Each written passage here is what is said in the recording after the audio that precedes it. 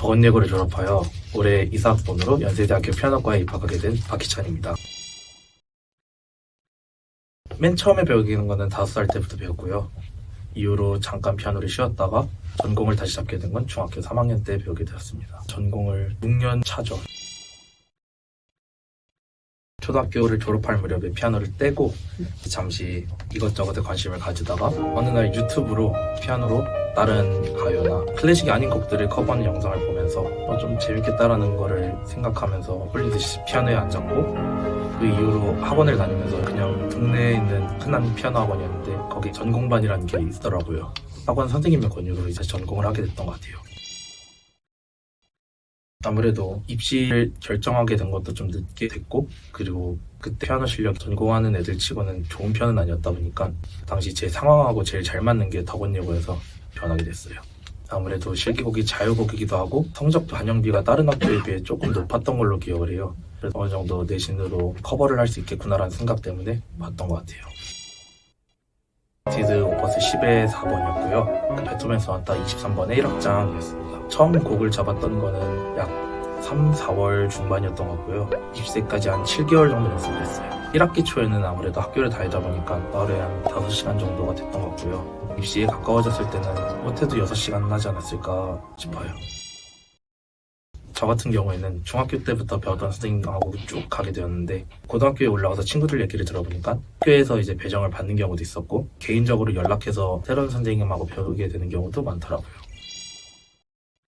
고등학교 2학년 때 학교 정기 연주에 오디션이 있었거든요. 그러면서 이제 차이코스키 연주 협주곡 준비하면서 연습을 하다가 손이 나가게 되었죠.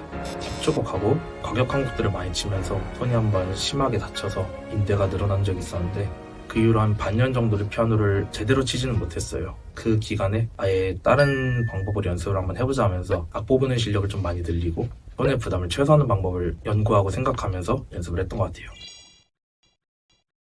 처음에는 곡을 읽는데 무작정 막 읽고 음표 같은 것도 일단 보이는 대로 막 쳐대고 했는데 어느 정도 정형화해서 읽어야 되겠다는 생각 때문에 마디 읽어보거나 파트별로 나눠보거나 메트로놈을 엄청나게 느린 속도로 맞추면서 하나만 천천히 안 틀릴 수 있을 정도로 속도를 맞춰가면서 읽는 거에 좀 치중을 했던 것 같아요. 초변으로 어려운 악보들을 보면서 확실하게 치는 것도 연습이 좀 될 것 같고요. 저 같은 경우는 피시나를 좀 많이 쳤던 것 같아요.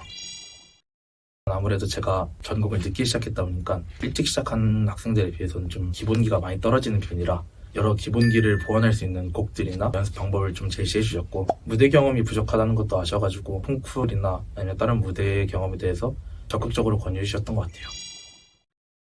일반고에서 배우는 교과목들 일부와 전공 수업이 있는데요. 1학년 때는 일반고하고 많이 비슷하다고 생각을 하는데 2, 3학년으로 넘어가게 되면 전공 수업의 비중이 1학년 때보다는 조금 늘어나서 일반고처럼 교과목 같은 경우에는 국어, 수학, 영어 그리고 탐구 과목 몇 개만 배우고 이후로는 전공 수업에 좀 할애를 많이 하는 것 같아요. 저는 피아노과를 다녔다 보니까 이제 피아노 실기 수업 그리고 다른 학생들하고 같이 듣는 음악사와 시창청음 이런 식으로 보통은 수업이 있는 것 같아요.